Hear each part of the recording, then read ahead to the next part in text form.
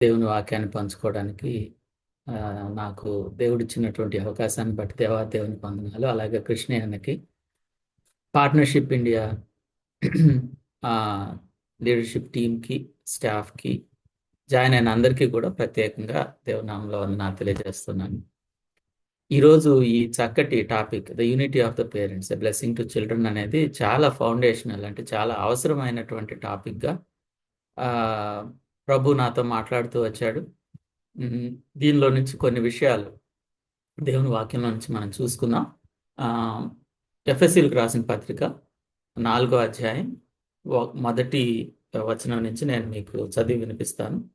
మీరు కూడా మీ దగ్గర ఉన్నటువంటి బైబిల్స్ ఓపెన్ చేసి ఎఫ్ఎస్సీలకు రాసిన పత్రిక 4వ అధ్యాయం మొదటి వచనం నుంచి నాతో పాటుగా ఫాలో అవ్వాల్సిందిగా విజ్ఞప్తి చేస్తున్నాను.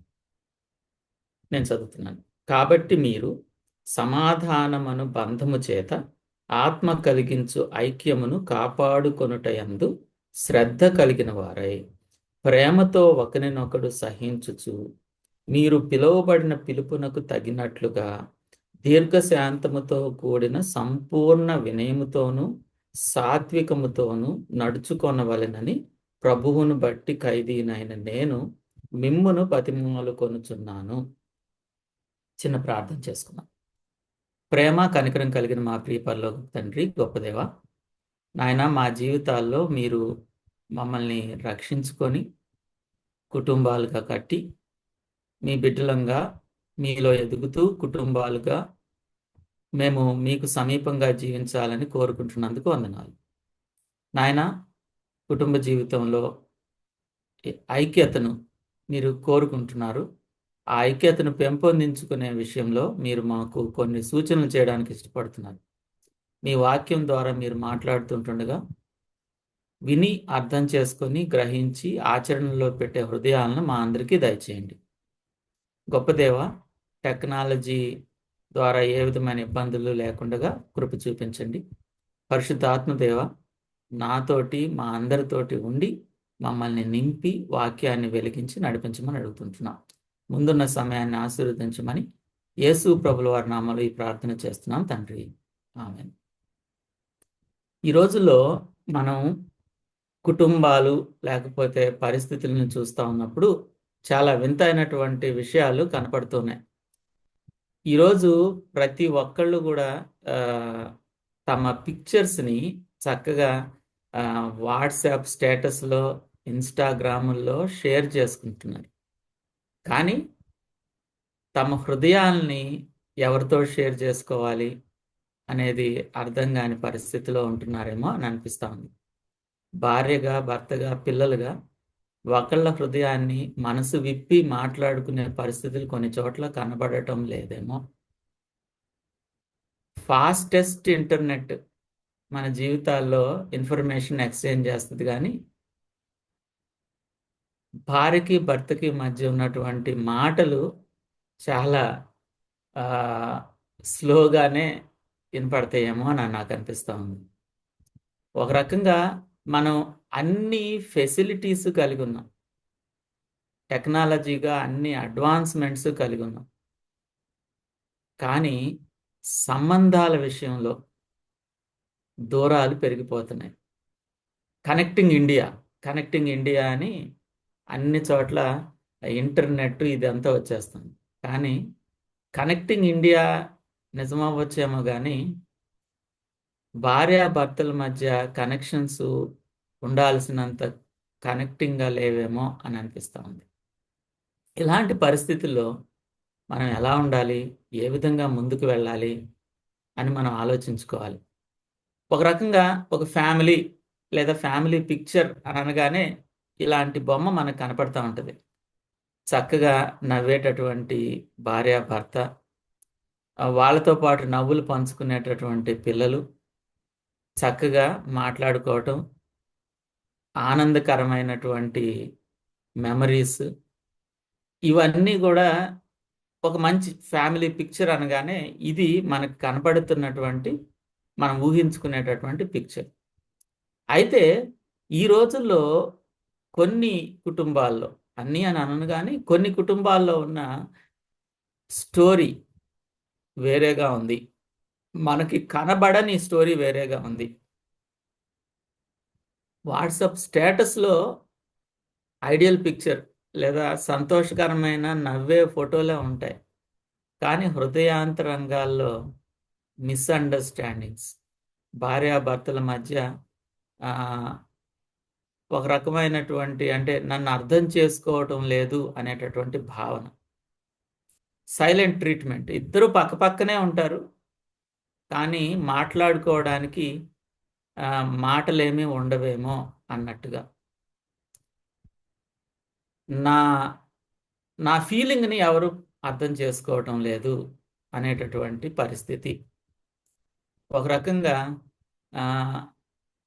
స్లోలీ డ్రిఫ్టింగ్ అపార్ట్ అని అంటారు.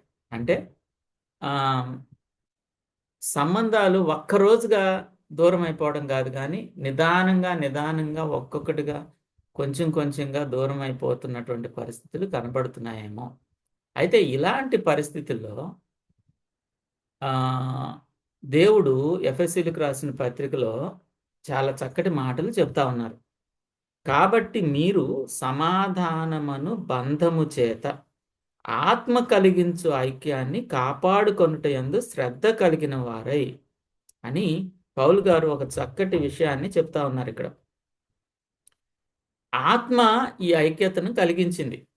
అంటే ఇది గ్రేటర్ చర్చ్ కాంటెక్స్ట్లో రాసినప్పటికీ మనకు తెలిసినట్టుగా కుటుంబాలుగా మనం మాట్లాడుకుంటూ ఉన్నప్పుడు మనం చెప్తాం కదా, ఆది కాండంలో మనందరికీ బాగా తెలిసినటువంటి వాక్య భాగం, వారిరువురు ఏక శరీరమై ఉందరు. సో ఈ ఐక్యతను కలిగించింది దేవుడే.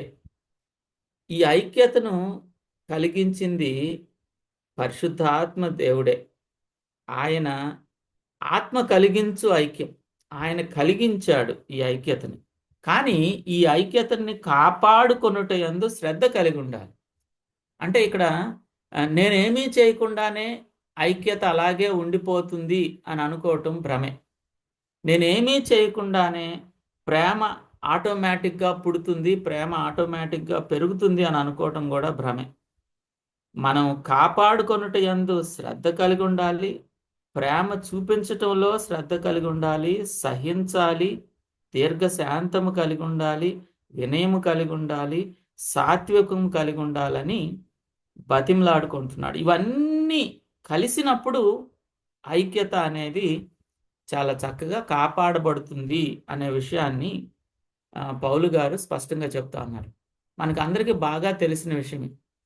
ఒక చిన్న పుల్లని తీసుకుంటే ఈజీగా విరిచివేయచ్చు, కానీ చాలా పుల్లలు కలిసి కట్టినప్పుడు దాన్ని మనం విరిచివేయలేం. ఆ విధంగా మన కుటుంబాలు దేవుని కోసం బలంగా నిలబడాలి అని అంటే ఐక్యత బలంగా ఉండాలి. సాతాను ఈ రోజుల్లో చేసేటటువంటి కుతంత్రం ఏంటంటే, సాతాను మనల్ని ఏమీ చేయలేకపోతున్నాడు, మన విశ్వాసాన్ని ఏమీ చేయలేకపోతున్నాడు, క్రీస్తు నుంచి మనల్ని దూరం చేయలేకపోతున్నాడు. అయితే సాతాను కుతంత్రం ఏంటంటే, కుటుంబాల్లో చొరబడి కుటుంబాల్లో భార్యాభర్త పిల్లలకి మధ్య దూరాన్ని పెంచడం ద్వారా ఆయన కుటుంబాలని విచ్ఛిన్నం చేస్తూ మనము ఎఫెక్టివ్గా దేవుని కోసం జీవించలేకుండా ఉండేటానికి వాడు పన్నేటటువంటి పన్నాగం ఇది. కాబట్టి మనం చాలా జాగ్రత్తగా ఉండాలి. మన అంటే విడిపోవడం లేకపోతే యూనిటీ లేకపోవడం అని అంటే ఇదేదో విడాకులు ఇచ్చేసుకున్నట్టు కాదు, విడాకులు ఉన్నాయని కాదు. ఉండాల్సినంత ఐక్యత లేదేమో, కలిసిపోవాల్సినంతగా భార్యాభర్తల మనసులు కలిసి ఉండడం లేదేమో, ఏకతాటిగా ఒకే దాని మీద నిర్ణయాలు తీసుకోవాల్సినంతగా నిర్ణయాలు తీసుకోవడం లేదేమో. ఇది మనం ఆలోచించాల్సినటువంటి విషయాలుగా గమనించాలి. కాబట్టి ఏ విధంగా దీన్ని మనం కాపాడుకోవాలి అని అంటే, దేవుడు దీన్ని ఒక గిఫ్ట్గా మనకి ఇచ్చాడు. దేవుడు ఈ యూనిటీని ఒక గిఫ్ట్గా ఇచ్చాడు. అయితే మనకి రెస్పాన్సిబిలిటీ కూడా ఉంది. మనము మ్యానుఫ్యాక్చర్ చేయం యూనిటీని, కానీ యూనిటీని ప్రొటెక్ట్ చేసుకుంటాం. సాతాను ఎత్తుల నుంచి, సాతాను కుయుక్తుల నుంచి ఆ, మనం ప్రొటెక్ట్ చేసుకుంటాం. యూనిటీని ప్రొటెక్ట్ చేసుకోవడం అనేది ఒక రకంగా ఒక దైవజనుడు ఏమంటాడంటే ఒక పూల తోటని కాపాడుకున్నట్టుగా. అయితే దేవుడే ఆ తోటలో ఉన్న చెట్లకి జీవాన్ని ఇస్తాడు, మనం జీవాన్ని ఇవ్వలేం. కానీ ఆ తోటని జాగ్రత్తగా కాపాడుకోవటం మాత్రం నా బాధ్యతగా ఉంటుంది. మనం అందులో ఆ, గర్వమో లేకపోతే స్వార్థపూరితమైనటువంటి ఆలోచనలను, లేకపోతే క్షమించలేకపోవడమనో, లేకపోతే ఒక రకంగా క్రోధ భావం పెంచుకోవడం, ఇలాంటి విషయాలు, అలాంటి కలుపు మొక్కలు పెరగకుండా చూసుకుంటూ ఆ, ఇక్కడ ఇవ్వబడినట్టుగా ప్రేమ, సహించటము, దీర్ఘశాంతము, వినయము, సాత్వికము, ఇవన్నీ కూడా ఎఫ్ఎస్సి 4:1-3లో ఉన్నట్టుగా ఇవన్నీ ఒక చక్కటి నీళ్లుగా, చక్కటి ఎరువుగా వేసుకుంటూ ఆ ఆ గార్డెన్ని మనం కాపాడుకోవాల్సిన విషయం ఉంది. అయితే ఈ విధంగా మనం చూస్తూ ఉన్నప్పుడు యూనిటీ, UNITY అనే అక్షరాల గురించి నేను ఊరికే ఆలోచిస్తూ ఉన్నప్పుడు ఒక రకంగా మనం మన కుటుంబాల్లో ఐక్యతను కాపాడుకుంటూ పిల్లలకు ఆశీర్వాదకరంగా ఉండడానికి మనకి ఉండవలసినటువంటి లక్షణాలు, దేవుని వాక్యం ఎఫెసీయులకు రాసిన పత్రిక 4వ అధ్యాయంలో చెప్తున్నటువంటి లక్షణాలని ఒక రకంగా గ్రూప్ చేసి వాటిని సమ్మరైజ్ చేసి క్రోడీకరిస్తే UNITY 5 విషయాలు మనకి కనపడుతున్నట్టుగా కనపడుతూ ఉంటుంది. మొదటిది అండర్స్టాండ్ వన్ అదర్, ఒకరినొకళ్ళు అర్థం చేసుకోవడం. ఒకరినొకడు అర్థం చేసుకోకుండా మనం ఒకరినొకళ్ళను సహించలేము, ఒకరినొకళ్ళను ప్రేమించలేము. సో కాబట్టి ఐక్యత అనేది అర్థం చేసుకోవడంలో నుంచి మొదలవుతుంది. ఆ తరువాత అర్థం చేసుకోవడం మాత్రమే కాకుండా ఇక్కడ రాశారు కదా చాలా చక్కగా, ప్రేమతో. సో కాబట్టి ప్రతిరోజు ప్రేమని పెంపొందించుకోవడం, ప్రేమని భార్యాభర్తలుగా చూపించుకోవడం, పిల్లల మీద చూపించడం, ఆ ప్రేమ అనేది రెండవ విషయంగా చూస్తూ ఉంటే, మూడవదిగా ఫర్గివ్నెస్, దీర్ఘశాంతము, సంపూర్ణ వినయము, సాత్వికం అన్నీ కలిపి చూసినప్పుడు ఫర్గివ్నెస్, క్షమించటం, ఇనిషియేట్ ఫర్గివ్నెస్, క్షమించడానికి మనం చొరవ తీసుకోవడం, అది మూడవ విషయంగా కనబడతా ఉంటుంది. ఆ తర్వాత ఇక్కడ ప్రత్యేకంగా స్పెసిఫిక్గా మెన్షన్ చేయబడలేదు, కానీ పౌలు గారు వాళ్ళని బతిమలాడుతున్నాడు. అదేవిధంగా మన జీవితాల్లో ఒక ట్రస్టెడ్ మెంటర్ ఫ్యామిలీ, ఒక కుటుంబం మన మన మన జీవితాన్ని, మన కుటుంబ జీవితాన్ని నడిపించేటటువంటి, మనల్ని మెంటర్ చేసేటటువంటి, మనల్ని నడిపించేటటువంటి ఒక ఆత్మీయంగా ఉన్నత స్థితిలో ఉన్న ఒక కుటుంబం మనకి తోడుగా ఉండటం అనేది కూడా ఈ ఐక్యతని పెంపొందిస్తుంది. అదేవిధంగా ఫైనల్గా మనం ఈల్డ్ టు గాడ్, దేవునికి మనల్ని మనం సమర్పించుకుంటూ ముందుకు వెళ్ళాలి. సో ఈ విషయాల్ని బ్రీఫ్గా ఒక్కొక్క దాన్ని కొద్దిగా డీటెయిల్డ్గా చూడడానికి మనం ప్రయత్నం చేద్దాం. మొట్టమొదటిగా అండర్స్టాండ్ వన్ అనదర్, ఒకళ్ళనొకళ్ళం అర్థం చేసుకోవడం. చాలాసార్లు సమస్యలు ఎక్కడొస్తాయి అని అంటే, మనం ఒకళ్ళనొకళ్ళం అర్థం చేసుకోకపోవడం వల్ల సమస్యలు వస్తున్నాయి. మనం ఒకళ్ళనొకళ్ళం అంటే భార్య భర్తను అర్థం చేసుకోవడం లేదు, భర్త భార్యను అర్థం చేసుకోవడం లేదు, పిల్లల్ని తల్లిదండ్రులు అర్థం చేసుకోవడం లేదు, అందుకే సమస్యలు వస్తాయి. అయితే మనకు బాగా తెలిసినటువంటి వాక్య భాగం ఏం చెప్తుందంటే, వినడానికి వేగిరపడాలని, మాట్లాడడానికి నిదానించాలని ఉంటుంది. సో కాబట్టి మనం అర్థం చేసుకోవాలి, అండర్స్టాండ్ చేసుకోవాలి. నాకు తెలిసినటువంటి నాకు బాగా నచ్చిన ఒక ఫేవరెట్ వర్స్, ఎస్పెషల్లీ హస్బెండ్స్ గురించి 1 పేతురు 3వ అధ్యాయంలో ఈ విధంగా ఉంటుంది. 1 పేతురు 3:7 నేను చదివి వినిపిస్తాను. 1 పేతురు 3:7. ఇందులో తెలుగులో, అటువలనే పురుషులారా, జీవమను కృపావరములో మీ భార్యలు మీతో పాలివారై ఉన్నారని ఎరిగి, భార్యలు ఎవరు అనేది మనం ఎరగాలి. ఆ తర్వాత ఎక్కువ బలహీనమైన ఘటమని భార్యను సన్మానించి, మీ ప్రార్థనలకు అభ్యంతరం కలుగుకుంటున్నట్లు జ్ఞానం చొప్పున వారితో కాపురము చేయుడి. భార్యలు ఎవరు అనేది మనం ఎరగాలి అనేది తెలుగులో వచ్చింది. ఇంగ్లీష్లో అదే వచనాన్ని చదివితే, likewise husbands live with your wives in an understanding way వాళ్ళని అర్థం చేసుకొని జీవించండి. వారు ఎవరో అర్థం చేసుకోండి ఇన్ అన్ అండర్స్టాండింగ్ వే అని ఇంగ్లీష్లో ఈఎస్విలో చాలా స్పష్టంగా చెప్పబడింది. ఎరగాలి, అర్థం చేసుకోవాలి, వాళ్ళు పాలి భాగస్తులను అర్థం చేసుకోవాలి, వాళ్ళని అర్థం చేసుకోవాల్సిన అవసరం ఉంది. కొన్నిసార్లు సమస్యలు ఎక్కడ మొదలవుతున్నాయి, లేకపోతే ఐక్యత లేని పరిస్థితులు ఎక్కడ మొదలవుతున్నాయి అని అంటే అర్థం చేసుకోవడం జరగడం లేదేమో, అర్థం చేసుకోవాల్సినంతగా అర్థం చేసుకోవడం లేదేమో అని మనం గమనించాలి. ఎందుకంటే నేను చెప్పేది విను అనే మాట వినపడుతూ ఉంటుంది అక్కడక్కడ. నేను చెప్పేది విను కంటే కూడా మీరు చెప్పండి నేను వింటాను, భార్యతోటి చెప్పండి నేను వింటాను, చెప్పు నేను వింటాను అనే ఆ ఆ ధోరణి చాలా తక్కువైపోతా ఉంది. ఎస్పెషల్లీ పరిచర్యలో ఉన్న కుటుంబాల్లో ఈ మాట్లాడడం అనేది బాగా అలవాటైపోతూ ఉంటుంది. నాలాంటి ప్రసంగికులకి మైక్ ఇచ్చేస్తే చాలు, ఇక చక్కగా మాట్లాడేస్తూ ఉంటాం. సో కాబట్టి మాట్లాడటం అలవాటైపోయి కుటుంబ పరిస్థితుల్లోకి వచ్చినప్పుడు కూడా చెప్పడమే, ఎంతసేపటికి చెప్పడమే. కానీ అండర్స్టాండ్లో ప్రాముఖ్యమైనటువంటి విషయం ఏంటంటే అడగడం, వినడం, సమయం ఇవ్వడం, వినేటప్పుడు పూర్తిగా చెప్పనివ్వడం. అది మనం చాలా జాగ్రత్తగా గమనించాలి. ఒక దైవజనుడు ఇలా అన్నాడు, నాకు నాకు పెళ్ళై 20 ఏళ్ళు అవుతా ఉంది, కానీ నా భార్యని ఇంకా 20% కూడా అర్థం చేసుకోలేదేమో అనిపిస్తూ ఉంది అని అంటాడు. ఎందుకనంటే నిజానికి భార్యాభర్తలుగా కుటుంబంలో ఉన్నటువంటి మనం గుర్తు చేసుకోవాల్సింది ఏంటి అని అంటే దేవుడు ప్రతి వ్యక్తిని ప్రత్యేకంగా చేశాడు. అంటే ఒకవేళ ఇప్పుడు నేను కంప్యూటర్ నాకు వచ్చు అని అంటే అన్ని కంప్యూటర్లు ఒకటే కాబట్టి ఒక కంప్యూటర్ని నేర్చుకుంటే అన్ని కంప్యూటర్లు వచ్చినట్టే. అంటే సాధారణంగా నేను చెప్తున్నాను. నాకు మొబైల్ వాడటం వచ్చు అని అంటే ఓకే, నేర్చుకున్నాను, ఇక్కడ బటన్ నొక్కుతాను, ఇట్లా స్క్రోల్ చేస్తాను, వచ్చేసింది. ఇంకో మొబైల్ కొన్నా అదే ఉంటుంది. కానీ ఒక విషయాన్ని గుర్తుపెట్టుకోవాలండి, నేను అందరినీ ఈజీగా అర్థం చేసుకోవాలి అంటే మొబైల్ని అర్థం చేసుకున్నట్టు, కంప్యూటర్ని అర్థం చేసుకున్నట్టు అందరినీ అర్థం చేసుకోవాలంటే కుదరదు. ఎందుకనంటే ప్రతి ఒక్కళ్ళని దేవుడు ప్రత్యేకంగా చేశాడు. ప్రతి ఒక్కళ్ళు నాలాంటి ఫింగర్ ప్రింట్ ప్రపంచంలో ఎవరికి ఉండదు, నాలాంటి రెటీనా ప్రపంచంలో ఎవరికి ఉండదు. అందుకే ఆధార్ పనిచేస్తాం. సో కాబట్టి భార్య తను యునిక్. సో కాబట్టి నాకు అంతా తెలుసు అని అనుకోవడానికి సాధ్యం కాదు.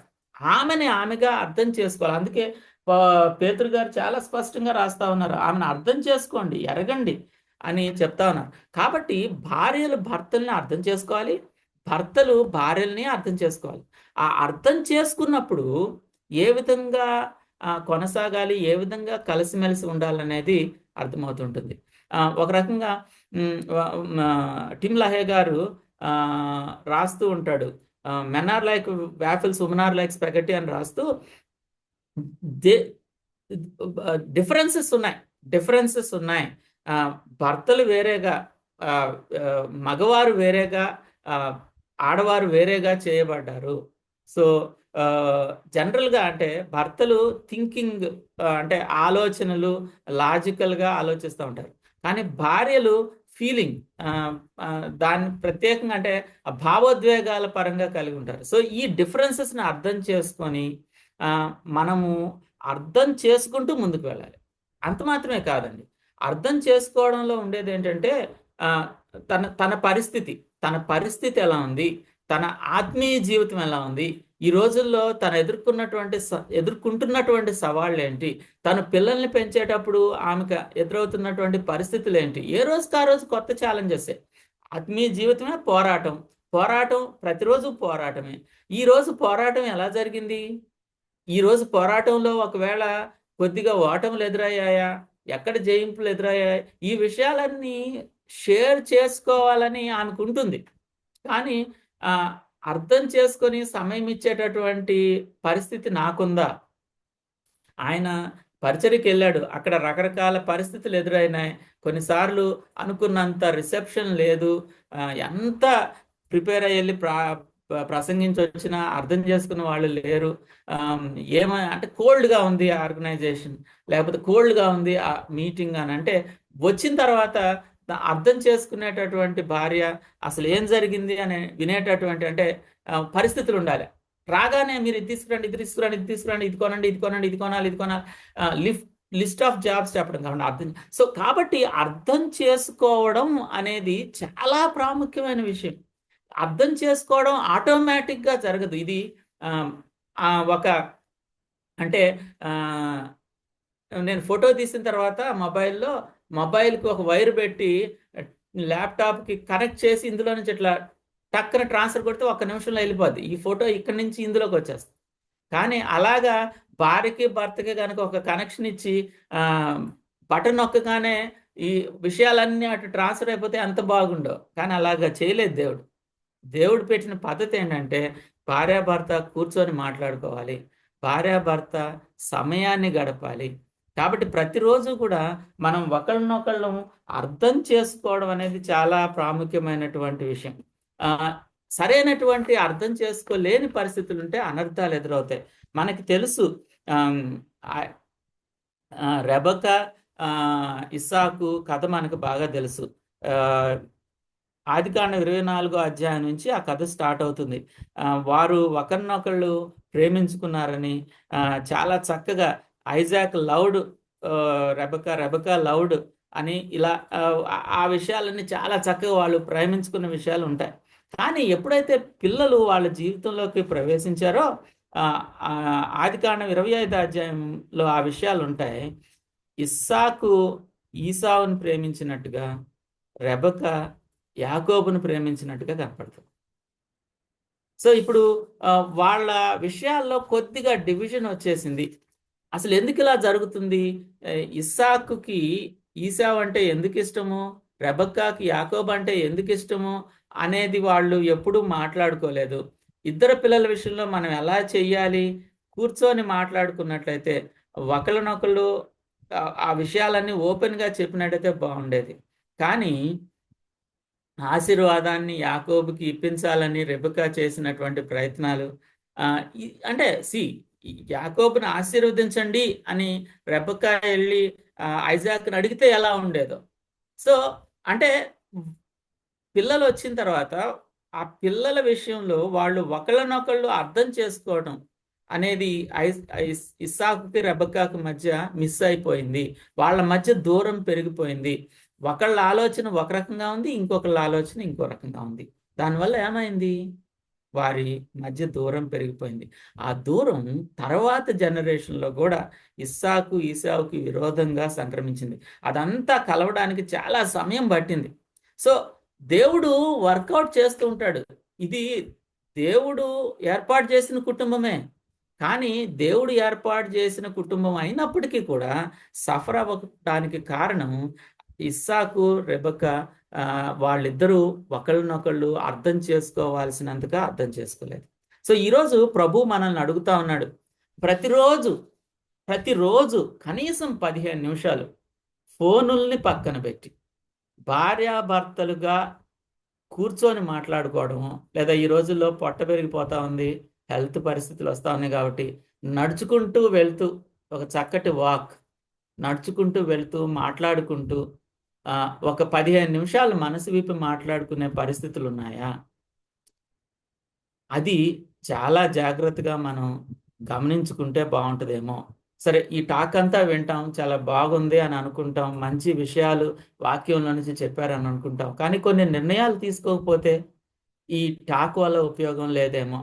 కాబట్టి ఇక్కడ జాయిన్ అయిన మన అందరం ఒకవేళ ప్రతి ఒక్కళ్ళు చక్కగా సమయం గడుపుతూ ఉంటే దేవునికి వందనాలు. కానీ ఒకవేళ మీకు అలవాటు లేకపోతే ఫోనుల్ని స్విచ్ ఆఫ్ చేసో లేకపోతే సైలెంట్లో పక్కన పెట్టేసి ఒక 15 నిమిషాల పాటు భార్యాభర్తగా కలిసి చక్కగా ఒక రూమ్లో కూర్చొని కావచ్చు, లేకపోతే నడుచుకుంటూ అలాగ వెళ్ళి కావచ్చు, గడిపే సమయాన్ని ఏదో ఒక రూపేణ ఆ 15 నిమిషాల సమయాన్ని ఏర్పాటు చేసుకుంటే ఒకళ్ళనొకళ్ళు అర్థం చేసుకోవడం అనేది చాలా ఇంప్రూవ్ అవుతుంది. అది ఇంప్రూవ్ అవడం ద్వారా, ఒకళ్ళనొకళ్ళు అర్థం చేసుకోవడం ద్వారా ఐక్యతలో ముందుకు వెళ్ళడానికి సాధ్యమవుతుంది. ఈ అర్థం చేసుకోవడంలో భాగంగానే పిల్లలతోటి ఎలాగా మనం ముందుకు వెళ్ళాలి, ఎలాంటి పేరెంటింగ్ని మనం అందించాలి, ఆ, వాళ్ళకి వాళ్ళకి ఏది అలౌ చేయాలి, ఏది అలౌ చేయకూడదు, ఇది చేయడం ఓకేనా, ఇది చేయకూడదా, ఏది చూడొచ్చు, ఏది చూడకూడదు, ఏమి మాట్లాడొచ్చు, ఏమి మాట్లాడకూడదు, ఏ తప్పు చేస్తే ఎలాంటి శిక్ష ఉంటుంది, ఇదంతా కూడా కలిసి మాట్లాడుకొని నిర్ణయాలు తీసుకోవడం ద్వారా ఒక చక్కటి ఏర్పడుతుంది. కొన్నిసార్లు ఏమవుతుందంటే ఆ, భార్య తిడితే భర్తకు కోపం వస్తుంది పిల్లల్ని, భర్త కొడితే భార్య కోపం వస్తుంది, ఆ విషయంలో ఎందుకు అంత సీరియస్ అయ్యారు అని అనిపిస్తుంది. అదే అంటే భార్య భర్త అర్థం చేసుకొని ఈ విషయంలో ఇలా కఠినంగా ఉండాలి, ఈ విషయంలో కఠినంగా ఉండకపోయినా పర్వాలేదని నిర్ణయం తీసుకుంటే, భార్యాభర్త ఒక తాటి మీదే ఉంటే పిల్లల్ని పెంచే విషయంలో, వారిని ఏ విధంగా క్రమశిక్షణ పెట్టాలనే విషయంలో ఒకే తాటి మీద ఉంటే సమస్యలు చాలా వరకు తగ్గిపోతాయి, చక్కటి కుటుంబాలు సాధ్యమవుతాయి. కాబట్టి ఇస్సాకు రెబకాల్లాగా కాకుండా, ఇస్సాకు రెబకాల్లాగా కాకుండా అకుల ప్రిసిల్లాల్లాగా కలిసిమెలిసి జీవించాల్సినటువంటి పరిస్థితులు మన జీవితాల్లో ఉంటే ఎంత బాగుండు అని నేను ఆ, విజ్ఞప్తి చేస్తా ఉన్నాను. అదేవిధంగా రెండవదిగా nurture love daily. Nurture love daily అంటే ప్రతిరోజు కూడా ప్రేమని పెంపొందించుకోవడం. అంటే నేను ఇందాక ఇచ్చినటువంటి ఉదాహరణ, ఆ, ఒక గార్డెన్లో, ఒక పూల తోటలో పూల మొక్కల్ని పెంచుకున్నట్టుగా ప్రేమని మన జీవితాల్లో పెంచుకునే పరిస్థితులు ఉండాలి.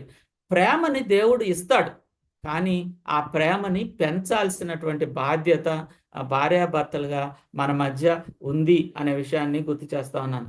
మనకు బాగా తెలిసినటువంటి వాక్య భాగం ఎఫెసీయులకు రాసిన పత్రిక 5వ అధ్యాయం 25వ వచనంలో చాలా స్పష్టంగా రాస్తారు, భర్తలారా భార్యల్ని క్రీస్తు ప్రేమించినట్టుగా ప్రేమించండి అని రాస్తారు. అదేవిధంగా మనకి కొరింథీయులకు రాసిన పత్రికలో పౌలు గారు ప్రేమ గురించినటువంటి ఎంతో గొప్ప విషయాలు చెప్పారు. ఆ ప్రేమ గురించినటువంటి అనేక ప్రసంగాలు మనం చేసుంటాం, ప్రసంగాలు విని ఉంటాం. అయితే ఈ ప్రేమ ప్రతిదినం, డైలీ అనే పదాన్ని నేను కావాలనే యాడ్ చేశాను. ప్రతిరోజు ప్రేమను చూపించటం, ప్రతిరోజు ప్రేమని పెంపొందింపజేసుకోవడం మన జీవితాల్లో ఉందా? ప్రేమ ఎక్స్ప్రెస్ చేయాలి, ప్రేమని ఎక్స్ప్రెస్ చేయాలి. ఒక భార్య భర్త ఒకరోజు ఒక మ్యారేజ్ కౌన్సిలర్ దగ్గరికి వెళ్ళారు. వీళ్ళు క్రైస్తవులే, క్రైస్తవ భార్య భర్త ఒక క్రైస్తవ కౌన్సిలర్ దగ్గరికి వెళ్ళారు. వాళ్ళు వాళ్ళ సమస్యలను చెప్తా ఉన్నారు.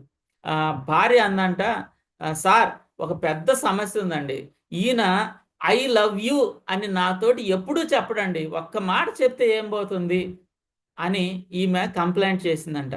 అప్పుడు భర్త గారితో ఆయన అన్నంటే, ఏంటండి మరి, కౌన్సిలర్ గారు అన్నారంట, ఇది చాలా చిన్న రిక్వెస్టే కదండి, చాలాసార్లు అడిగింది అంటున్నారు ఐ లవ్ యూ చెప్పమని, రోజుకు ఒక్కసారన్నా నేను నిన్ను ప్రేమిస్తున్నానని చెప్తే మీ సొమ్మేం పోయింది, దానికి ఖర్చు అయ్యేది కూడా ఏమీ లేదు కదా, ఒక్క అర నిమిషం టైం కూడా పట్టదు కదండి, చాలా మంచి పద్ధతి ఇది అని అంటే, ఆ భర్త గారు అన్నారంట, మీకు అర్థం కావట్లేదండి, ఆ రోజు పెళ్లి రోజు స్టేజీ మీద అందరి సమక్షంలో ఐ లవ్ యూ అని చెప్పాను, ఆ తర్వాత అందులో ఏ మార్పు లేదు, ఆ రోజు చెప్పింది ఎప్పటికీ స్టాండ్ అవుతుంది కాబట్టి నేను మళ్ళా చెప్పాల్సిన అవసరం లేదు అని అన్నాడంట. సో ఆ కౌన్సిలర్ గారికి ఏం చెప్పాలో అర్థం కావట్లేదు. There is no change in my stand, నా వైఖరిలో మార్పు లేదు కాబట్టి ఇంకొకసారి ఐ లవ్ యూ చెప్పాల్సిన అవసరం లేదనగానే తెల్లబోయాడంట ఆయన. కాబట్టి లవ్ని ఎక్స్ప్రెస్ చేయాల్సిన అవసరం ఉంది, ప్రేమని మనం చూపించాల్సిన అవసరం ఉంది. రకరకాలుగా ప్రేమను చూపించవచ్చు. 5 లవ్ లాంగ్వేజెస్ అనే ఒక పుస్తకం ఉంది. ప్రేమని 5 రకాలుగా మనం ఎక్స్ప్రెస్ చేయొచ్చు అని ఆ రచయిత రాస్తాడు. అందులో రాసిన అన్ని విషయాలతోటి నేను ఏకీభవించకపోవచ్చు, కానీ చాలా చక్కటి పుస్తకం అది. మంచి విషయాలు ఉన్నాయి. మాటలు అఫర్మ్ చేయటం, మంచి మాటలు, ఇతరులని కట్టే మాటలు, ఐ లవ్ యూ అని చెప్పే మాటలు, ఎంకరేజ్ చేసే మాటలు, నువ్వు బాగా చేసావు, బాగా కూర చేసావు, లేకపోతే నువ్వు బాగా మినిస్ట్రీ చేసావు, లేకపోతే పిల్లల విషయంలో నువ్వు చక్కగా వ్యవహరించావు, ఏదైనా సరే, ఆఫీస్లో మీరు చాలా చక్కగా నెగ్గుకొచ్చారు ఆ పరిస్థితిని బట్టి, ఏదైతే బిల్డప్ చేసే మాటలు, ఆ ఇతరులని పొగిడే మాటలు అవి చాలా ప్రాముఖ్యమైనవిగా మనం గుర్తించాల్సిన అవసరం ఉంటుంది. అదేవిధంగా ఒకళ్ళనొకళ్ళు సర్వ్ చేసుకోవడం, అంటే ప్రేమ అనేది యాక్షన్స్లో కనపడుతుంది. అంటే ఒకవేళ భార్య చాలా అలసిపోయిన పరిస్థితుల్లో భర్త వెళ్ళి గబగబా ఆ కిచెన్లో ఉన్నటువంటి ఆ పాత్రలు క్లీన్ చేసి తోమేసి పక్కన పెట్టేస్తే ఎంతగానో ఉపయోగకరంగా ఉంటుంది. ఆ అంటే ఏ విధంగా నేను ప్రేమని చూపించగలను, ఈరోజు నేను ఏ విధంగా ప్రేమను చూపించగలను అని భార్య భర్త ఆలోచించుకొని కొన్ని కొన్ని విషయాల్లో కొద్దిగా మనం ఇనిషియేటివ్ తీసుకుంటే ఎంతగానో బాగుంటుంది. కొన్నిసార్లు ఎక్కువగా భార్యలు ఇచ్చేటటువంటి కంప్లైంట్ ఏంటంటే, అప్పట్లో ప్రేమించినట్టుగా నా భర్త ఇప్పుడు నన్ను ప్రేమించటం లేదు. కొన్నిసార్లు భర్తలు కూడా ఇదే కంప్లైంట్ ఇస్తారు. ఎందుకు అలాగా కోల్డ్గా ఉండాల్సిన పరిస్థితి, ఎందుకు అలాగ చేసుకోవాల్సిన అవసరం లేదు. మన ప్రేమని మనం ఫ్రెష్గా ఉంచుకోవచ్చు. మన ప్రేమని మనం ఫ్రెష్గా పెంపొందించుకోవచ్చు. చిన్న చిన్న విషయాలు, ఎప్పుడన్నా ఒక చిన్న గిఫ్ట్, చాలా చిన్నది, రూ. 10, రూ. 20, రూ. 25 అలా వస్తూ ఉన్నప్పుడు సడన్ గా కనపడింది. ఆ గులాబీ పువ్వో లేకపోతే ఒక మూరెడు మల్లెపూలో గబక్కన తీసుకొచ్చి భార్య చేతిలో పెడితే అది ఆమెకి కేజీ బంగారంతో సమానం. చాలా చిన్న విషయం. ప్రేమను చూపించడం అనేది చాలా చిన్న విషయమే. కానీ అది చూపించాలి అని మనకి ఆలోచన రావాలి. మనం చాలా బిజీగా ఉంటాం.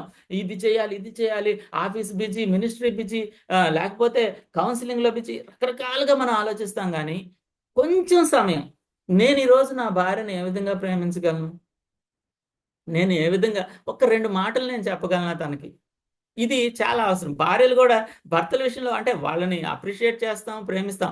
ఏదైనా ఒక చిన్న చీటీ మీద మీరు భర్తగా దొరకడం నాకు అదృష్టం, మిమ్మల్ని నేను ఎంతగానో ప్రేమిస్తున్నాను, నా ప్రేమ ఎప్పటికీ ఇలాగే ఉంటుంది అని ఒక చిన్న చీటీ మీద రాసి ఆ చీటీని ఆయన జేబులో పెట్టేసేయండి. ఉదాహరణకి చెప్తున్నాను.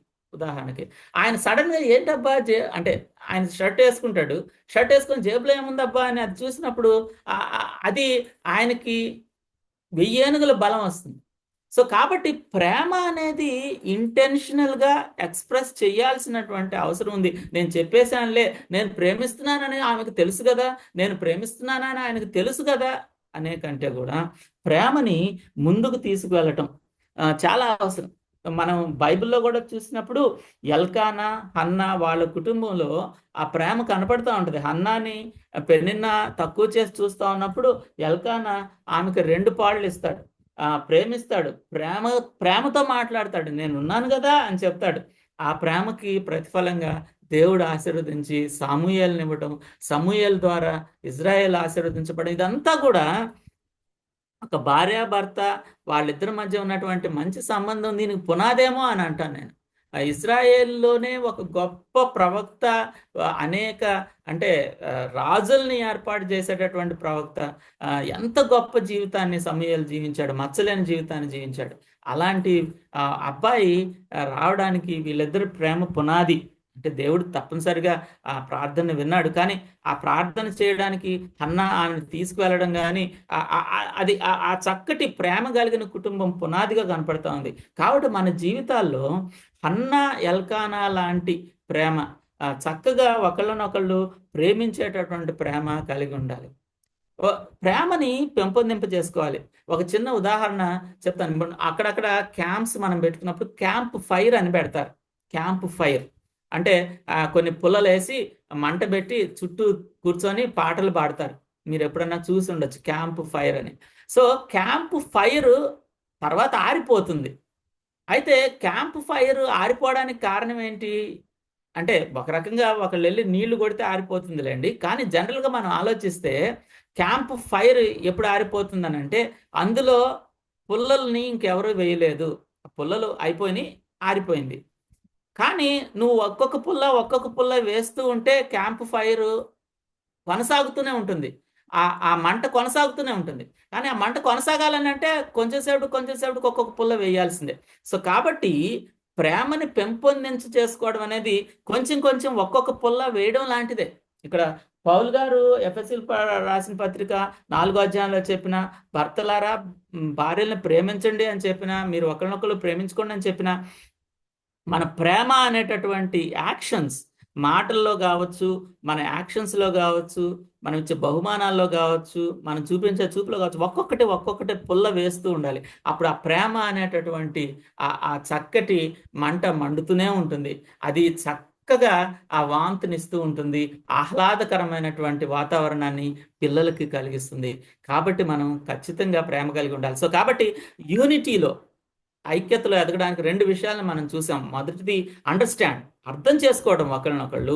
రెండవది నర్చరింగ్ లవ్, ప్రతిరోజు పెంపొందించుకునేటటువంటి ప్రేమ కలిగి ఉండాలి. కాబట్టి ఒకవేళ ఒక నిర్ణయం కనుక ఈరోజు నువ్వు నేను తీసుకోవాలనుకుంటే, అట్లీస్ట్ ప్రతిరోజు కాకపోయినా వారానికి ఒక స్పెషల్ యాక్ట్, వారానికి ఒక ప్రేమ చూపించే ఒక కొత్తది ఏదైనా, ఒక బహుమానమో, ఒక మాటో, లేకపోతే ఒక చీటియో, ప్రేమ చూపించేది ఏదైనా చేద్దాము అని కనుక మనం గనక నిర్ణయం తీసుకుంటే అది ఎంతగానో ఆశీర్వాదకరం. మన కుటుంబాల్లో ఐక్యత పెరుగుతుంది.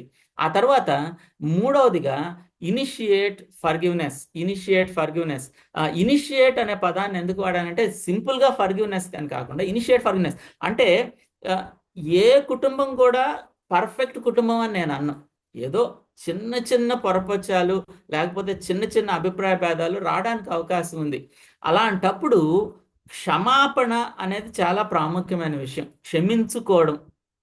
అయితే ఇక్కడ నేను ఎంఫసైజ్ చేసే పాయింట్ ఏంటంటే, ఈ క్షమించుకోవడం అనేది నేనే ఇనిషియేట్ చేస్తే ఎంత బాగుంటుంది, నేనే ఇనిషియేట్ చేస్తే ఎంత బాగుంటుంది, నేనే చొరవ చూపిస్తే ఎంత బాగుంటుంది, నేనే క్షమాపణ అడిగితే. యేసుక్రీస్తు ప్రభుల వారు మత్తయి సువార్త 5వ అధ్యాయంలో, నీకు సహోదరుడి మీద విరోధం ఉంటే నువ్వు అర్పణను వదిలేసి ముందు సమాధానపడి తర్వాత వచ్చి అర్పణను అర్పించు అని అన్నాడు. అర్పణ అర్పించడం అంటే చాలా ప్రాముఖ్యమైన విషయం. కానీ ఇంటికెళ్ళి ఒక్కొక్కసారి అది ఆయన ఏదో ఒక ఊరు నుంచి 2 రోజులు ప్రయాణం చేసి రావచ్చు. కానీ అక్కడ నుంచి యెరూషలేంకి వచ్చి బలిపీఠం మీద అర్పణ అర్పించేటప్పుడు ఒకవేళ నాకు విరోధం ఉందని అంటే, ఇక్కడి నుంచి మళ్ళీ వెళ్ళి సమాధానపడి రావాలి అన్నట్టుగా యేసుప్రభు మాట్లాడాడు. అంటే సమాధాన పడటం, క్షమించుకోవటం, ఆ విషయాన్ని యేసుప్రభుల వారు ఎంతగానో విలువైనదిగా ఎంచాడు. కాబట్టి ఆ క్షమాపణ అనేది నేనే ఇనిషియేట్ చేయాలి. అంటే ఆమె సారీ చెప్పే వరకు నేను వెయిట్ చేస్తాను, ఆయన సారీ చెప్పేటప్పుడు నేను కాదు కదా తప్పు చేసింది, నేను క్షమాపణ అడిగేదేంటి అని అనుకుంటాం. కొన్నిసార్లు తప్పు ఎవరు చేశారు కంటే కూడా క్షమాపణ ఎవరు అడిగారు అనేదే నిజమైన క్రైస్తవ్యానికి పునాది. సహించటం, ఇందాక మనం చదివినటువంటి వచనంలో ఒకళ్ళనొకళ్ళు సహించటం, దీర్ఘశాంతం కలిగి ఉండటం, మన సంపూర్ణ వినయం కలిగి ఉండటం, సాత్వికం కలిగి ఉండటం, ఇదంతా కూడా నేనే చొరవ తీసుకోవడానికి గుర్తు. గర్వం ఏం చెప్తుందంటే, ఒక పరిస్థితి వచ్చినప్పుడు ఎవరు తప్పు చేసింది, తను కదా తప్పు చేసింది, నువ్వు క్షమించమనేది ఏంటి, తను వచ్చి నీ దగ్గరకు వచ్చి తనే అడిగే వరకు నువ్వు వెయిట్ చేయి అని గర్వం చెప్తుంది. కానీ ప్రేమ ఏం చెప్తుంది అంటే, నువ్వెళ్ళు, నువ్వు దీన్ని సరిచేయి, యేసుక్రీస్తు ప్రభు నిన్ను క్షమించినట్టుగా నువ్వు క్షమించు అని చెప్తుంది.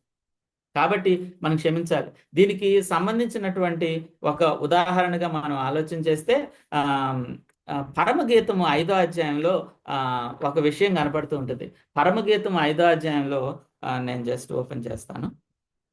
పరమగీతం 5వ అధ్యాయంలో చక్కగా ఆ భార్యాభర్త మధ్య ఉన్నటువంటి ఆ సంబంధాన్ని ఎంతో పొయిటిక్గా ఆయన రాస్తాడు. పరమగీతం 5వ అధ్యాయంలో భర్త భార్యని ఎత్తుక్కుంటూ వస్తాడు. అయితే తలుపు తీయమని 2వ వచనంలో, నాకు తలుపు తీయమని ప్రియుడు అడిగినప్పుడు నేను 3వ వచనంలో, నేను వస్త్రం తీసేశాను, మళ్ళా నేను ఎక్కడ దాన్ని వేసుకునేది, నేను పాదాలు కడుక్కున్నాను, మళ్ళా నేను మంచం దిగితే మళ్ళా మురికి చేయటం అని చేయటం ఎందుకు అని చెప్పి ఆమె తలుపు తీయల. అయితే కొంచెం సేపు ఆలోచించి, సర్లే తలుపు తీద్దాంలే అని చెప్పేసి 5వ వచనంలో, నా ప్రియునికి తలుపు తీయలేచి తిని అని ఆమె నిర్ణయించుకొని వెళ్ళి తలుపు తీసింది. కానీ 6వ వచనంలో, నా ప్రియునికి నేను తలుపు తీయను అంతలో అతడు వెళ్ళిపోయాను. సో కాబట్టి ఇక్కడ జరిగినటువంటి చిన్న విషయం ఏంటంటే, ఈమె పడుకొని ఉంది, ఆయన వచ్చాడు, ఈమె తలుపు తీయటం లేట్ చేసింది, ఏం వెళ్తాంలే అని అనుకుంది అని వెళ్ళిపోయాడు. సో ఒక చిన్న ఎడబాటు ఏర్పడింది. సో ఇప్పుడు ఏం చేయాలి? ఎవరు తప్పు చేశారు? ఎవరు ఇనిషియేటివ్ తీసుకోవాలి? ఇక ఎడమొహం పెడమొహంగా ఉండడమేనా ఆ, అని అనుకోకుండా ఆ 7వ వచనంలో మనం చూసినప్పుడు ఆమె ఆ, అతన్ని ఎత్తుకుంటూ వెళ్ళిపోయింది. ఆ తర్వాత 6వ అధ్యాయంలో మనం చక్కగా చూస్తే వాళ్ళు మళ్ళా కలిసిపోయినట్టుగా కనపడుతూ ఉంటుంది. సో కొన్ని కష్టాలు ఎదురయ్యాయి. సో ఈ ఈ ఈ స్టోరీ అంతా మనం చూసినప్పుడు మనకు అర్థమయ్యే విషయం ఏంటంటే, నేనే అంటే చిన్న చిన్న విషయాల్లో అనవసరమైన విషయాలు, అనవసరమైన అభిప్రాయ భేదాలు సృష్టించుకోకూడదు. అది మొట్టమొదటిది. అయితే మ- ఒకవేళ ఏదైనా చిన్న ఎడబాటు ఏర్పడితే నేనే ఇనిషియేటివ్ తీసుకోవాలి, నేనే ముందుకు వెళ్ళాలి, నేనే దాన్ని సరి చేసుకోవాలి నా వైపు నుంచి అనే విషయాన్ని మనం గుర్తించాల్సిన అవసరం ఉంది. ఖచ్చితంగా ఆ, ఎఫెసీయులకు రాసిన పత్రికలో ఆ, ఆ, 4వ అధ్యాయం 31, 32 వచనాల్లో కూడా ఈ విషయాలు ఉంటాయి. ఈ ఆ, క్షమించటం అనేది చాలా చాలా ఆ, ఆ, ఆ, ముఖ్యమైనటువంటి విషయం. సో ఈ క్షమించడం విషయంలో ఒక దైవజనుడు ఇలా రాశాడనమాట. ఆ, మనం క్షమించేటప్పుడు ఎప్పుడు కూడా అడ్మిట్ అని అంటాడు. అంటే మనం ఒప్పుకోవాలి, నేను చేసింది ఇది తప్పు, ఇలా చేయకుండా ఉండాల్సింది. తర్వాత ఆస్క్ ఫర్ ఫర్గివ్నెస్. అడ్మిట్తో పాటు ఆస్క్, అంటే నేను ఒప్పుకొని నన్ను క్షమించమని అడగడం, అడ్మిట్ ఆస్క్ రెండు ఉన్నప్పుడు చాలా బాగుంటుంది. ఆ తర్వాత ఫైనల్గా ఆల్టర్ దట్ బిహేవియర్. అంటే అలాగా మాట మాటకి అలాగ మాట్లాడడం, లేకపోతే మాట మాటకి అలా చేయటం, ఆ బిహేవియర్ని మార్చుకోవాలి. అడ్మిట్, ఆస్క్, ఆల్టర్, ఈ 3 ఏలు చాలా ప్రాముఖ్యమైనవి ఫర్గివ్నెస్లో అని చెప్పి ఆ, మన పెద్దవాళ్ళు చెప్తా ఉంటారు. సో కాబట్టి మనం కూడా ఫర్గివ్నెస్లో చక్కగా ముందుకు వెళ్ళాలి. ఆ తర్వాత 4వది ట్రస్టెడ్ మెంటర్ ఫ్యామిలీ. ఇది చాలా ప్రాముఖ్యమైన విషయం. ఈ రోజుల్లో కుటుంబాలు సమస్యల గుండా వెళ్ళడానికి కారణం ఏంటంటే, ఆ, నన్ను నడిపించే వాళ్ళు, నన్ను గైడ్ చేసే ఇంకొక కుటుంబం లేని పరిస్థితులు ఉన్నాయి. కుటుంబాలు నాకు చాలు, నాకు నేను చాలు, మాకు మేము చాలు ఉమ్, అనే పరిస్థితుల్లోనే ఉంటున్నాయి. కానీ ఆ, ఒక మంచి మెంటర్ ఫ్యామిలీ ఉండడం చాలా చాలా ప్రాముఖ్యమైనటువంటి విషయం. ఆ, నా నా వ్యక్తిగత జీవితంలో నేను హైందవ కుటుంబంలో నుంచి యేసుక్రీస్తు ప్రభువారిని అంగీకరించాను. నాతో పాటుగా ఇంకా కొంతమంది యేసుప్రభుని అంగీకరించారు, కానీ అందరూ నిలబడలేదు. కొంతమంది వెనక్కి వెళ్ళిపోయారు, సంపూర్ణంగా ఇప్పుడు హిందువులుగా మామూలుగా జీవిస్తూ ఉన్నారు. కానీ నేను నిలబడ్డాను. ఆ నిలబడడానికి ప్రభు కృప కారణం.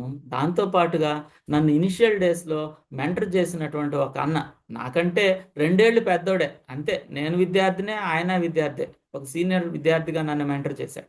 అదేవిధంగా కుటుంబంగా మేము కట్టబడడానికి, కుటుంబంగా మేము ఎదగడానికి మమ్మల్ని ముందుకు నడిపించినటువంటి ఇంకొక ఫ్యామిలీ మాకు క్లోజ్గా నేను చెప్పగలను. సో ఆ విధంగా మెంటర్స్గా కుటుంబాలని నడిపించే కుటుంబాలు ఉండాలి.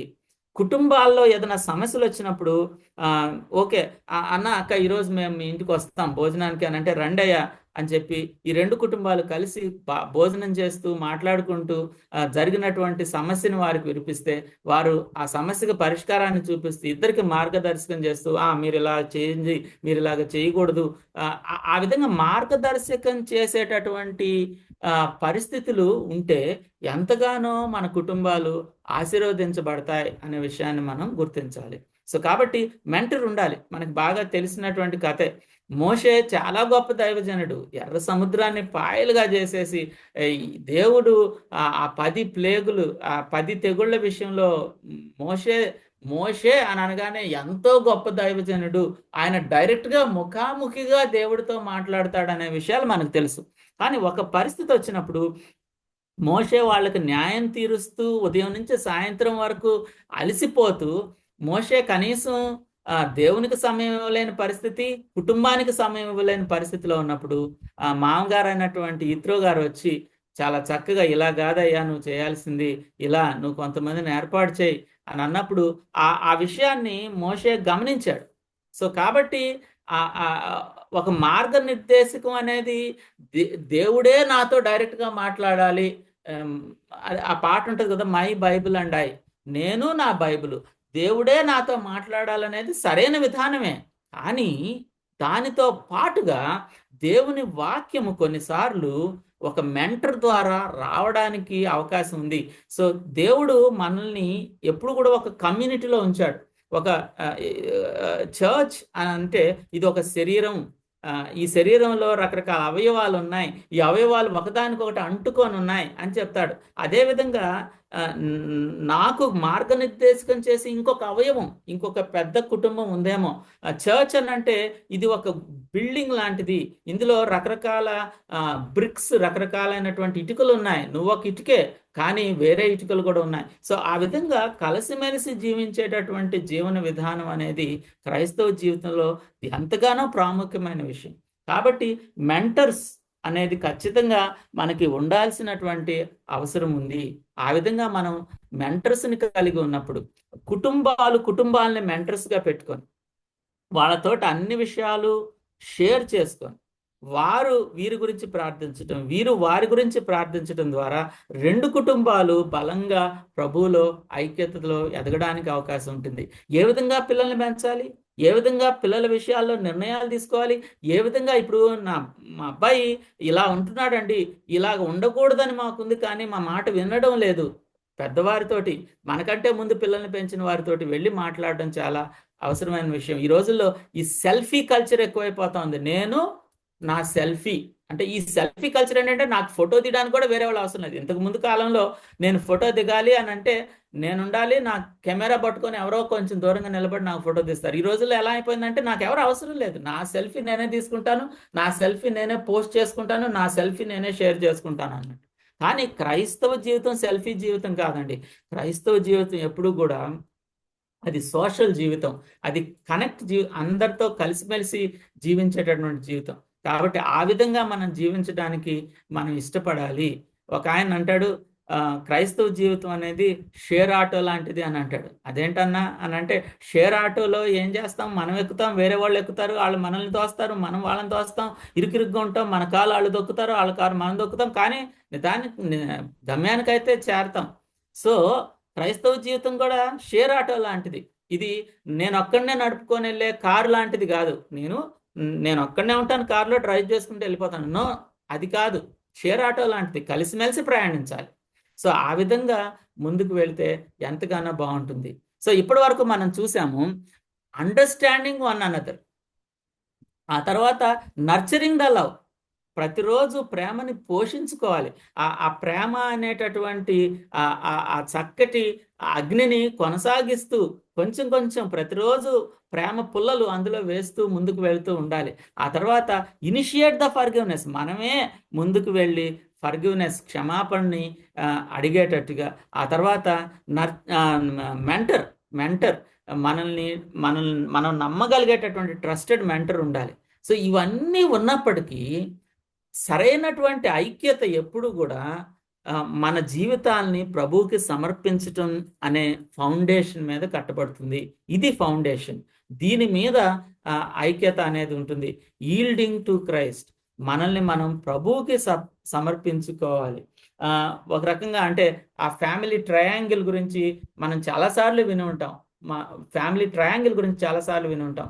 ఈ ఫ్యామిలీ ట్రయాంగిల్లో క్రీస్తు దేవుడు పైన ఉన్నప్పుడు, భార్య భర్త ఇటు పక్క ఉన్నప్పుడు, ఎప్పుడైతే భార్య భర్త ప్రభువుకి సమర్పించుకుంటూ ప్రభువుకి సమీపంగా ఎదుగుతూ ఉంటారో వారి మధ్య దూరం కూడా తగ్గిపోతూ ఉంటుంది. మనల్ని మనం ప్రభువుకి సమర్పించుకోవాలి. మన జీవితాలు వాక్య కేంద్రీకృతంగా కట్టబడాలి. ప్రభువా, ఈ కుటుంబాన్ని ఐక్యతని కాపాడుకోవడం నా ఒక్కడి వల్ల కాదయ్యా, నువ్వే నాకు సహాయం చేయాలి అని ప్రభువు మీద మనం ఆధారపడాలి. ప్రభువుకు సమర్పించుకున్నటువంటి జీవితాలు ఎంతగానో ఐక్యతలో ముందుకు వెళుతూ ఉంటాయి. కుటుంబ ప్రార్థన మనం కలిగి ఉండాలి. ప్రతిరోజు భార్య భర్త పిల్లలు బైబిల్ ఓపెన్ చేసి, వాక్య భాగాన్ని ఓపెన్ చేసి, వాక్యంలో ప్రభు ఏం చెప్తున్నాడో చక్కగా విని, చక్కగా పాటలు పాడుకొని, ప్రభు పాటలు చక్కగా ఒకళ్ళ గురించి ఒకళ్ళు ప్రార్థన చేసుకొని, ఉన్నటువంటి సంఘం గురించి ఇతర పాయింట్స్ గురించి ప్రార్థన చేసుకుని, ఆ చక్కటి కుటుంబ ప్రార్థన అనేది ప్రభువులో కొనసాగడానికి, ఐక్యత కలిగిన కుటుంబాలుగా కొనసాగడానికి ఎంతగానో ఉపయోగపడుతుంది. ఒక ఉదాహరణ కనుక మనం చూసినట్లయితే బైబిల్లో మేరీ అండ్ జోసెఫ్, మరియా యోసేపులు చాలా చక్కటి ఉదాహరణలుగా కనపడతారు. మరియా తన అంటది, నేను ప్రభు దాసురాల్ని అని అంటది. ఆమె పాడినటువంటి ఆ చక్కటి పాట ప్రార్థనలో కూడా ఆమె తను ఎంతగా తాను ప్రభువుకు సమర్పించుకుందో చెప్తుంది. అలాగే యోసేపు చాలా డిస్టర్బ్ అయిపోతాడు మరి గర్భవతిగా ఉందని. కానీ ఎప్పుడైతే దూత ద్వారా స్వప్నమందు బోధించబడతాడు, ఇమ్మీడియట్గా వెంటనే అనే పదం, వెంటనే ఆయన దూత చెప్పినట్టుగా చేస్తాడు. ప్రభు వారికి గైడెన్స్ చేసినట్టుగా వాళ్ళు ముందుకు వెళ్ళడం జరుగుతుంది. తర్వాత ప్రభు పుట్టిన తర్వాత కూడా ప్రభు వాళ్ళని ఐగుప్తుకు వెళ్ళమంటే ప్రభు చెప్పినట్టుగా వాళ్ళు ఆ ప్రభుతోటి కనెక్షన్లో ఉన్నారు. ప్రభు చెప్పినట్టుగా ఉన్నారు, దేవుడి మాట విన్నారు, ఆ ఐగుప్తుకు వెళ్ళారు, యేసుక్రీస్తు ప్రభు వారిని చక్కగా కాపాడుకోగలిగారు. సో ఈ విధంగా అంటే ఎప్పుడైతే కుటుంబంగా భార్య భర్త ఇద్దరు కూడా వ్యక్తిగతంగా ప్రభువుకి సమర్పించుకుంటారో, వారు తీసుకునే నిర్ణయాలు ప్రభువుకి సమర్పించుకొని ప్రభు చెప్పిన నిర్ణయాలు తీసుకుంటారు, ప్రభు చెప్పినట్టుగా వారు కుటుంబంగా కొనసాగుతారు, అప్పుడు ఆ కుటుంబాలు మరియా యేసేపు కుటుంబం లాగా బలంగా యూనిటీ తోటి కనపడతా ఉంటాయి. సో కాబట్టి మనం రకరకాల పాజిటివ్ ఎగ్జాంపుల్స్ చూసాం, రకరకాల నెగిటివ్ ఎగ్జాంపుల్స్ చూసాం.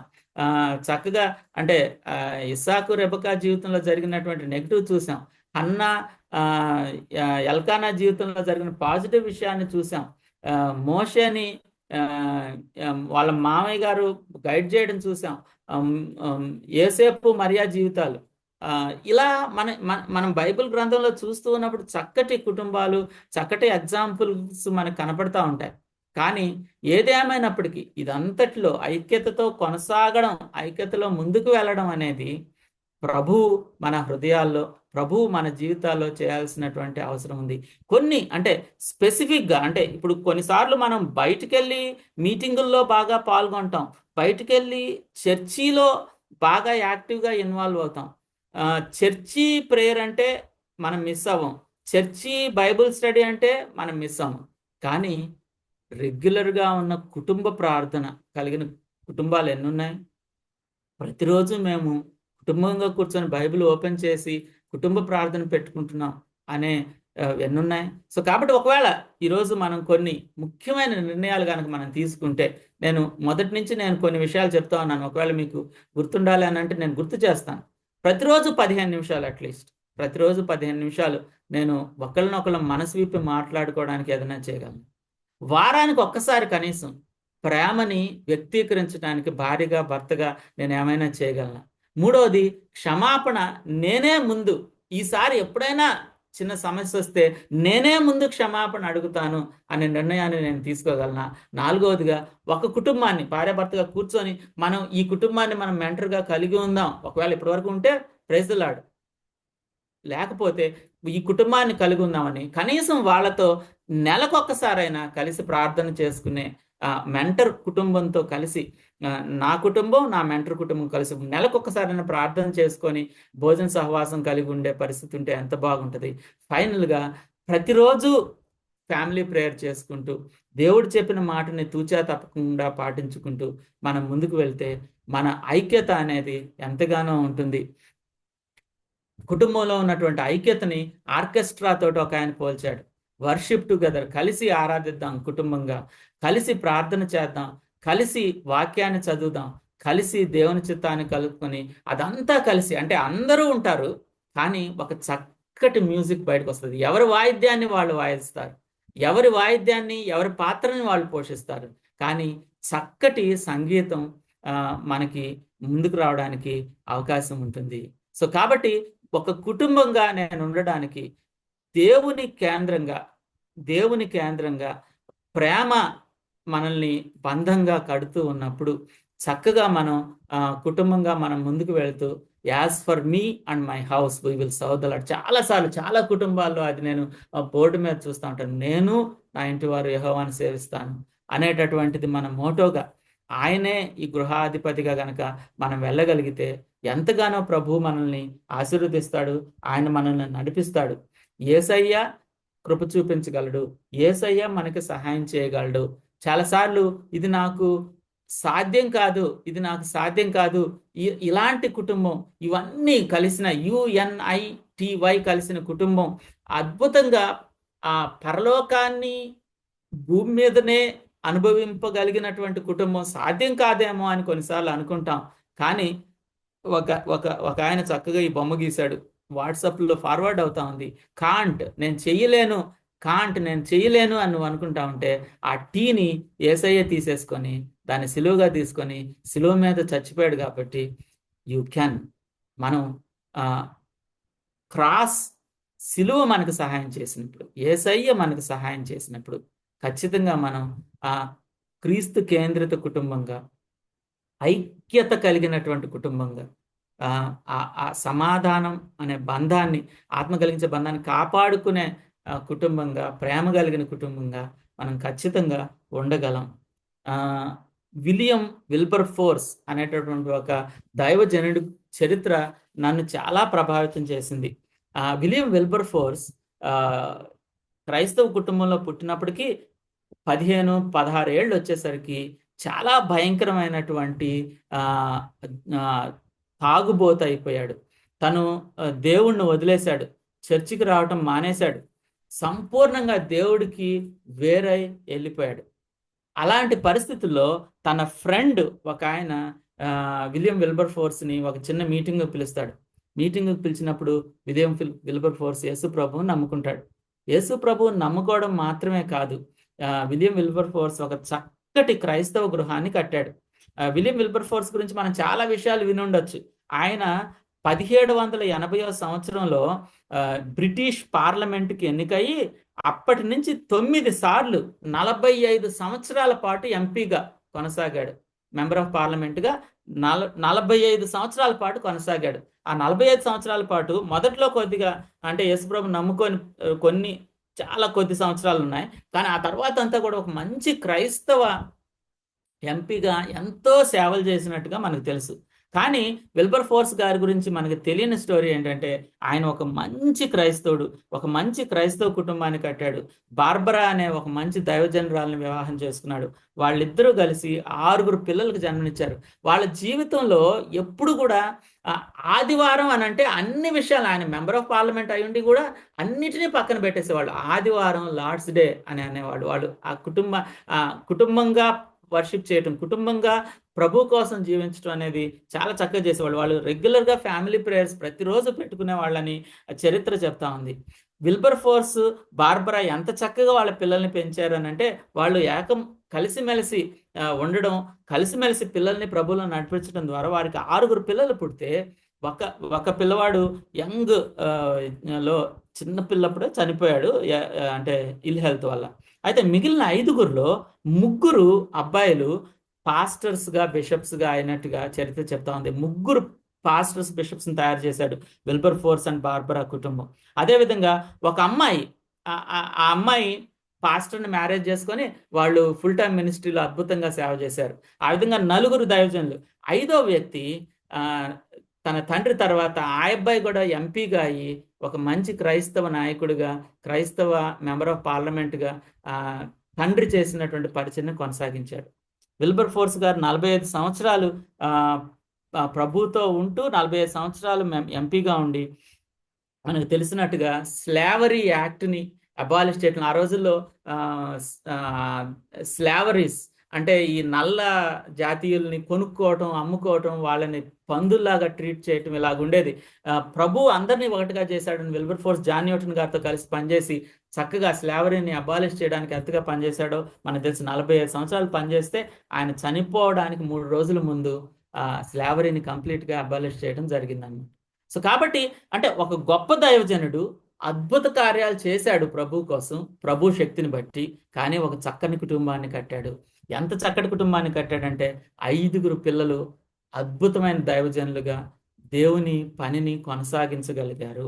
అదంతా ఎప్పుడు సాధ్యమైందంటే విల్బర్ ఫోర్స్ గారు, బార్బరా గారు ఎంతో చక్కగా యూనిటీ కలిగి ఆ చక్కటి ఫ్యామిలీ ప్రేయర్స్ చేసుకుంటూ కలిసిమెలిసి కుటుంబాన్ని నడిపించడం ద్వారా వాళ్ళ తరం ఆశీర్వదించబడింది.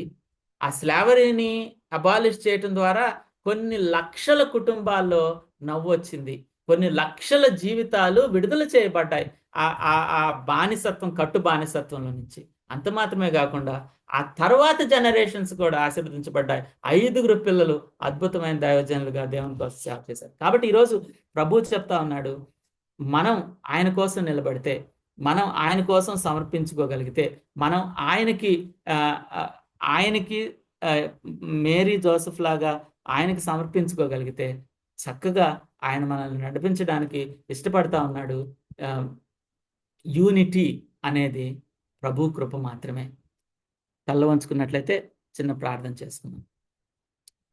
అందరం ప్రార్థన చేసుకుందాం. ప్రభు కోసం, ప్రభు కృప కోసం అడుగుదాం. ఏదైనా చిన్న చిన్న విషయాల్లో నేను అర్థం చేసుకోలేనంతగా అర్థం చేసుకోవడం లేదు, ఇవ్వవలసినంతగా సమయం ఇవ్వడం లేదు నా భార్యకి లేదా నా భర్తకి అని అంటే ప్రభుని ఇప్పుడు అడుగుదాం ప్రభుని. ఆ ప్రేమ పెంచాల్సినంతగా నేను పెంచటం లేదు. ప్రతిరోజు వేయాల్సిన పుల్లలు ఆ ప్రేమ అనేటటువంటి మంటలో వేయడం లేదు అని అనుకుంటే ప్రభుని అడుగుదాం. నేనే క్షమాపణ అడగాలి, నేనే ఇనిషియేటివ్ తీసుకోవాలి అనేది మనం తీసుకుందాం. ఒక మంచి ట్రస్టెడ్ మెంటర్స్ని పెట్టుకొని ప్రభువుకి మనం సమర్పించుకొని ముందుకు వెళ్దాం. ఒక 30 సెకండ్లు ఎవరికి వాళ్ళు ప్రార్థన చేసుకున్న తర్వాత నేను ప్రార్థన చేస్తాను.